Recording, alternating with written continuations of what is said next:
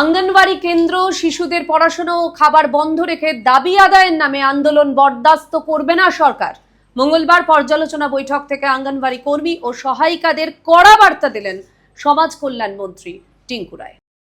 মহাকরণে মঙ্গলবার অঙ্গনওয়াড়ি কর্মী ও সহায়িকাদের বিভিন্ন বিষয় নিয়ে পর্যালোচনা বৈঠক অনুষ্ঠিত হয়। বৈঠকে পৌরোহিত্য করেন সমাজ কল্যাণ মন্ত্রী টিঙ্কু রায়। বৈঠক শেষে সাংবাদিকদের মুখোমুখি হয়ে মন্ত্রী জানান, কর্মীদের দাবি দেওয়া থাকতেই পারে, তবে অঙ্গনওয়াড়ি কেন্দ্র বন্ধ রেখে শিশুদের পড়াশোনা ও খাবারের ব্যবস্থা ব্যাহত করে আন্দোলন করা যাবে না।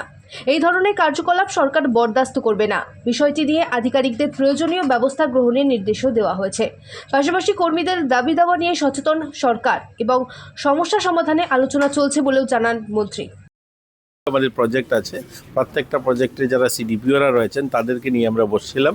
সেখানে যে সমস্ত সমস্যা রয়েছে ছোটোখাটো সেগুলোকে সমাধান করা, আর একটা হলো আমাদের অঙ্গনওয়াড়ি ওয়ার্কারদের যে ডিমান্ডগুলো আছে সেগুলো কী করে ফুলফিল করা যায় সেগুলো নিয়ে আলোচনা হয়েছে। গ্র্যাচুইটি, সমকাজে সমবেতন এবং সরকারি কর্মচারীদের মতো সুযোগ সুবিধা সহ বিভিন্ন দাবিতে দীর্ঘদিন ধরেই আন্দোলন করছেন অঙ্গনওয়াড়ি কর্মী ও সহায়িকারা। তবে কেন্দ্র বন্ধ রেখে শিশুদের পরিষেবা ব্যাহত করে আন্দোলন না করার বিষয়ে এবার স্পষ্ট বার্তা দিল রাজ্য সরকার। ত্রিপুরা থেকে দেবাশিস বসুর রিপোর্ট, সিএন ত্রিপুরা।